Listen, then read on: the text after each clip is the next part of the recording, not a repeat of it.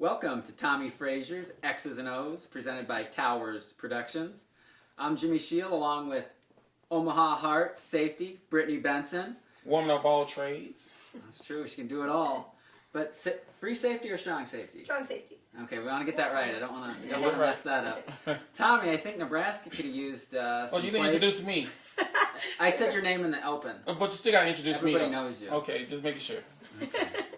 Nebraska could have used a strong safety and a free safety in the first quarter versus the Jackrabbits. Right. As they kind of did what they want at will in that first quarter. Well, it goes back to running a defense that the players can't really run. And we said it last week, and I got a lot of gripe about it on my Twitter account. I'm not going to get into that again because the proof is in the pudding to where, with Bo's comments, to where you had a lot of guys out of position, you had a lot of guys not lining up, you had a lot of missed tackles. At the end of the day, you still got to reevaluate yourself and say, we need to start doing things that these players that we have this year can do in order for us to be successful. And hopefully they realized and saw that to where they can go back and go to the drawing board and make sure that they do things that these players can do defensively. Because what they were doing, it showed on Saturday versus a team. And I don't care if you do have a running back who was an All-American at FCS. And who was a 2,000-yard rusher last year. Very good player. To me, he still should be gaining 200 yards versus a Division I. In my opinion, it's supposed to be a top-scale defense. It shouldn't have happened. So hopefully they realize that things that I said wasn't trying to get them, just forced them to be more accountable to what product they put on the field. Yeah, I think you kind of hit it with execution. Now, they can say, oh, this assignment was blown. Well, if there's a lot of blown assignments, to me, they can execute it. To me, it's too complicated. And I heard comments about the offensive side of the ball where they tone it down and they dummy it. And I hate using the word dummy it down. Narrow. But they narrowed it down to where they can run plays and they can execute at a high speed. Now it's time for the defense to do that. Tommy, have you been talking about narrowing down the offense for 2 years? Well, we've been talking about narrowing down the offense, and we've been talking about narrowing down defense. Ever since the great Tim Beck came aboard. And well, it's not even Tim Beck, but it's just the whole deal to where when you have players who can't adjust or learn the scheme and do the things that your schemes want, then you have to tone it down, narrow it down to where they can go out there and just play football. Because at the end of the day, it's still playing football. And if they're out there thinking too much, they're not going to give 100%. They're not going to go full speed.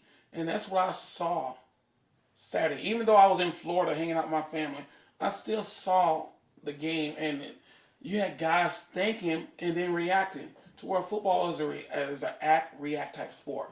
And when you got guys out there who can't react because they're worried about making a mistake, they're going to make mistakes. And you saw that early in the game last week.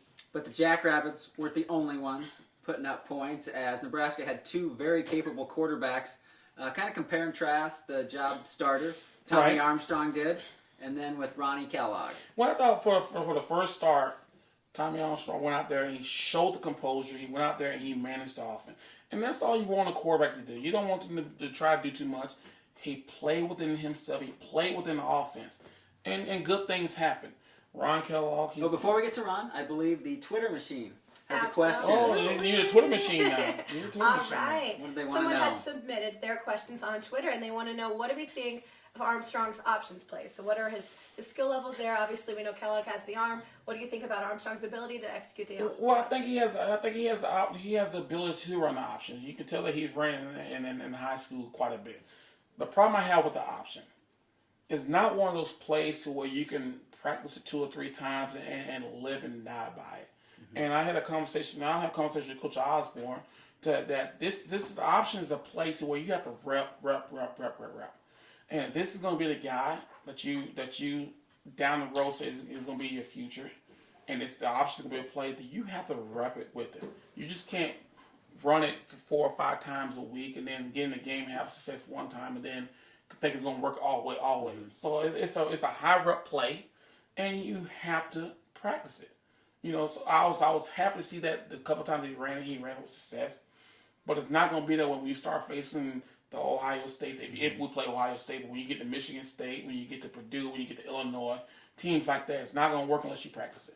Yeah, I'm confident from what I've seen from Tommy Armstrong last spring because, you know, Taylor does some things well, and he doesn't do some other things well, so the coaching staff probably should stick to read option with Taylor Martinez. He is not a sprint option guy, fifth year. But Tommie Armstrong, I like what I see, but you're right. Once the skill level goes up, but what 2 or 3 things does a sprint option quarterback have to do to be successful? Because it's not all about just blind speed. Bottom line, it's not all about the quarterback. It's also about the blocking. Yeah, and that has to be reps. Sprint option is more of a zone type blocking scheme to where everything has to be blocked the right way.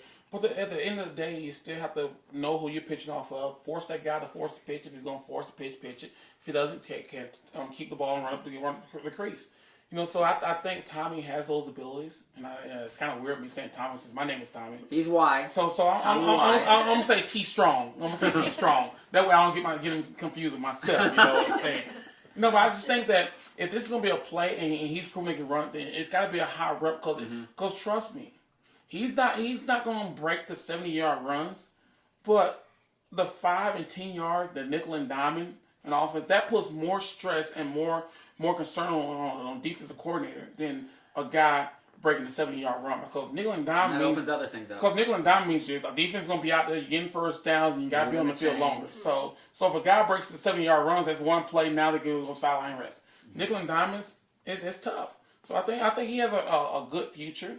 Now, there's people saying, well, should he be the starter? I don't think anybody should lose their job due to an injury. But he sparked some interest there.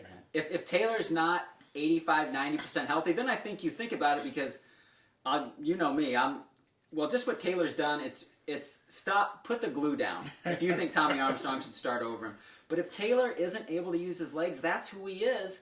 And if he's not 85% against Illinois, rest him. You said it. Well, okay.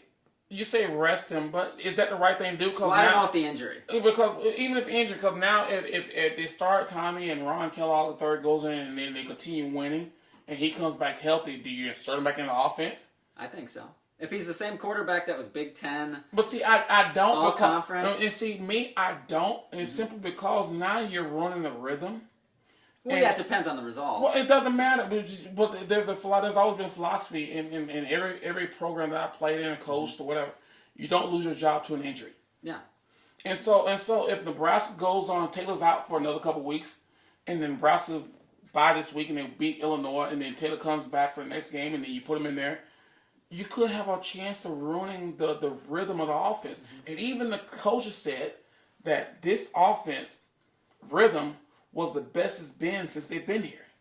So you gotta be careful of what you do, because if you say that he's gonna be the starter, then I'm a firm believer he's a young guy. You gotta go with him because you're building for the future. You're building for this year, and you said it in their own words. This offense performed and the rhythm was the best it's been. I didn't say that. I think you have to take caution against South Dakota State, drawing too much from that. But I'm talking as coaching. Yeah. I'm talking from the coach's side of it. Yeah. You let Southern miss. The offense didn't. Well, I've seen tons of quarterbacks stay on as starters and there's no rhythm. So I think game by game, if Taylor's healthy, you look at him. But if he's not Taylor. It goes back to me. But let's go back. It goes back to me my freshman year, and I never like talking about my career. But the situations are the same. But the situation was Mike Grant had a back injury. Coach Osborne started me. We go to Missouri and win.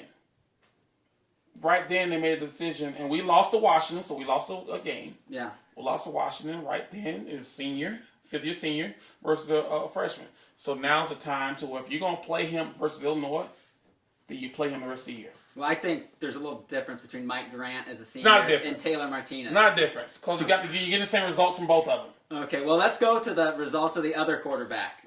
And we want to, real quick, Ron Kellogg, what'd you think of him? Loved him. He probably threw the best ball out of any quarterback on the field. And I think he has the potential to where he can go out and lead the team. So I don't have a problem with either one of those guys playing. I've been saying all along that you got to play. You got to get it back up. And those two guys run the offense. I'm going to say it again. The offense ran a lot smoother, and they put up 59 points. Was it 59 points? Yeah. That's a lot of points. Well, Randy Gregory had 7, but... We're talking about offense now. Yeah. On the audio version, we'll talk more about Randy Gregory. Absolutely. Check out SoundHound Touchdown Tommie to get the extended version. So we're going to wrap up with the video part now. Is it SoundHound or is it something else? SoundCloud. SoundCloud. SoundCloud. Basset hounds, beagles, we have all sorts of barking. So, It's an app. so It's say it an again. app. It's SoundCloud. /Touchdown Tommie for the extended version of the audio show. And submit your questions to our Twitter page and Facebook, Touchdown Tommies.